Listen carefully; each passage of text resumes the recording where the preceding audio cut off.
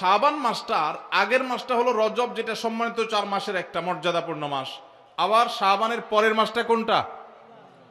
রমজান, সেটা হলো বছরের সবচাইতে সেরা মাস। তো নবীজি বলেছেন দুইটা মর্যাদাপূর্ণ মাসের মধ্যবর্তী শাবান মাসে মানুষ আমল ইবাদত না করে অবহেলা বেশিরভাগ মানুষ কাটায়।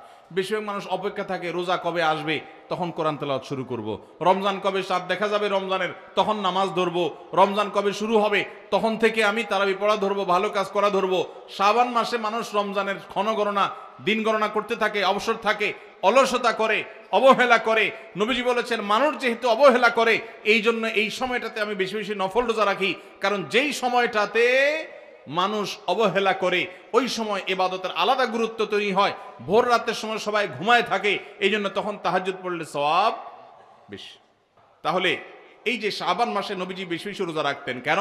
কারণ অবহেলিত মানুষ কেউ এটা করে না, এই জন্য তিনি বিশেষভাবে এই মাসে নফল রোজা রাখতেন। এই জন্য তার অনুসরণে আমরাও রাখবো।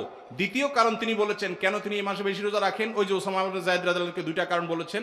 এর মধ্যে একটা হলো শাবান মাসটাতে মানুষ অবহেলিতা করে, আমল ইবাদত একটু কম করে, কারণ রমজান আসবে আসবে বলে অপেক্ষা করে।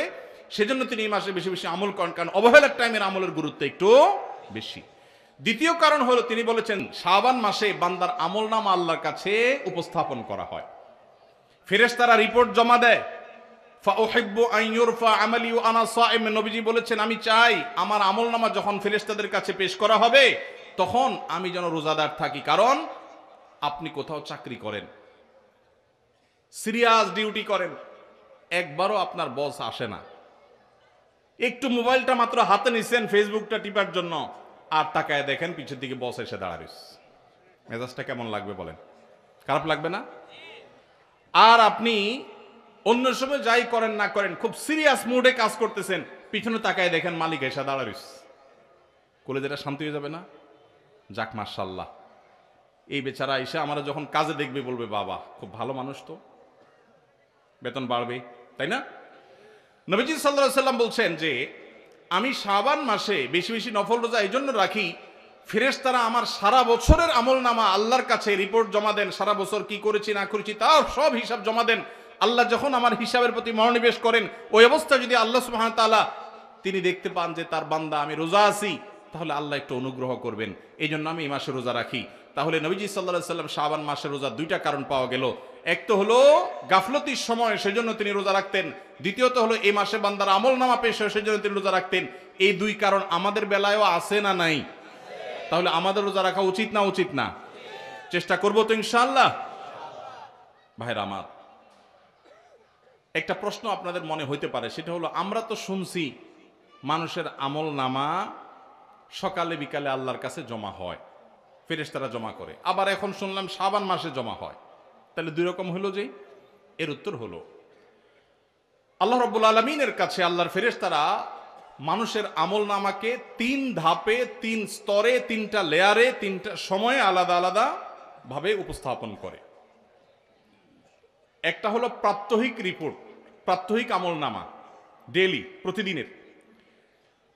প্রতিদিনের আমলনামা সকাল এবং সন্ধ্যায়। সারা রাত আপনি কি করেছেন, ওয়াজ শুনেছেন না গান শুনেছেন, ভালো কাজ করেছেন না মন্দ কাজ করেছেন, সারা রাতে কি করেছেন, প্রত্যেকটা মানুষের হিসাব আল্লাহ রাব্বুল আলামিনের কাছে প্রত্যেকটা ভোরে ওই রাতের ডিউটি থাকা ফেরেশতারা জমা দেন। আবার সারাদিন আমরা যা করি না করি সন্ধ্যায় সারাদিনের ডিউটিতে রত ফেরেশতারা আল্লাহর কাছে জমা দেন। তাহলে বান্দার আমলনামা, বান্দার রিপোর্ট জমা দেওয়া হয় একটা হলো প্রাত্যহিক, প্রতিদিন। সেটা কখন? সকাল এবং সন্ধ্যা। বান্দার আমলনামা জমা দেওয়া হয় আরেকটা লেয়ারে, সেটা হলো প্রত্যেক সপ্তাহে 2 দিন, সোমবার এবং বৃহস্পতিবার। নবীজি সাল্লাল্লাহু আলাইহি ওয়াসাল্লাম যেন সোমবার বৃহস্পতিবার রোজা রাখতেন, কারণ সোমবার এবং বৃহস্পতিবার বান্দার আমলনামা ফেরেশতারা আল্লাহর কাছে পেশ করেন। তাহলে একটা হলো ডেইলি আমলনামা পেশ, সেটা সকাল সন্ধ্যা। একটা হলো সাপ্তাহিক আমলনামা পেশ, সেটা হলো সোম বৃহস্পতি। আরেকটা হলো বার্ষিক রিপোর্ট পেশ, সেটা কখন? শাবান মাস। বিভিন্ন অফিসে যারা চাকরি করেন মাসের হিসাব দেওয়া লাগে একরকম, ডেইলির হিসাব দেওয়া লাগে আরেক রকম, বার্ষিক রিপোর্ট দেওয়া লাগে আরেক রকম, আছে না নাই? ঠিক একইভাবে আল্লাহ রাব্বুল আলামিনের কাছে আমাদের আমলনামা পেশ করা হয়। ভাইরা আমার, সেজন্য এই রিপোর্ট জমা দেওয়ার সময়গুলোতে বান্দা বিশেষভাবে আমলে মনোযোগী হবে। এই জন্য নবী সাল্লাল্লাহু আলাইহি সাল্লাম বলেছেন ওয়াসাব্বিহু, আল্লাহ তাআলা বলেছেন কোরআনে কারীমে ওয়াসাব্বিহু বুকরাতাও ওয়া আসীলা, সকাল সন্ধ্যা আল্লাহর তাসবিহ পেশ করো। নবীজি সাল্লাল্লাহু আলাইহি সাল্লাম সকাল সন্ধ্যা বিশেষ তাসবিহ পেশ করতেন, জিকির আজকার করতেন, দোয়া করতেন, আমল করতেন। কারণ এই যে আমল জমা দেওয়া হয়, আমল নামা জমা দেওয়া হয়। আবার সোমবার বৃহস্পতিবার রোজা রাখতেন, কারণ আমল নামা জমা দেওয়া হয়। আবার শাবান মাসে বেশি রোজা রাখতেন, কারণ আমল নামা জমা দেওয়া হয়। তার আমল নামা জমা দেওয়ার তিনটা লেয়ার আছে, মনে থাকবে তো ইনশাআল্লাহ ভাইরা আমার। এছাড়াও শাবান মাসে বেশি বেশি নফল রোজার আরেকটা কারণ আছে, সেটা হলো ইস্তেহাদি। সেটা হাদিস দ্বারা না প্রমাণিত না, সেটা বিভিন্ন মুহাদ্দিসগণ, ওলামা একরাম, স্কলারগণ বলেছেন। সেটা হলো হঠাৎ করে রমজানের রোজা যদি রাখা শুরু করেন, সারা বছর এক রকমের খাদ্য অভ্যাস, সকাল দুপুর রাতে খেয়ে, এখন হঠাৎ করে অভ্যাসটা চেঞ্জ হয়ে যাবে, ইফতার এবং রাতে সাহারি খাবেন আর সারাদিন না খেয়ে থাকবেন। হঠাৎ করে 30 দিনের রোজা রাখতে গিয়ে আপনার কষ্ট হয় কিনা, অভ্যাসটা আগে থেকে যেন হয়, সেজন্য শাবান মাস থেকে কিছু কিছু নফল রোজা রাখতে হয়। এটা হলো ওয়ার্ম আপ, রিহার্সেল, প্রস্তুতিমূলক রোজা।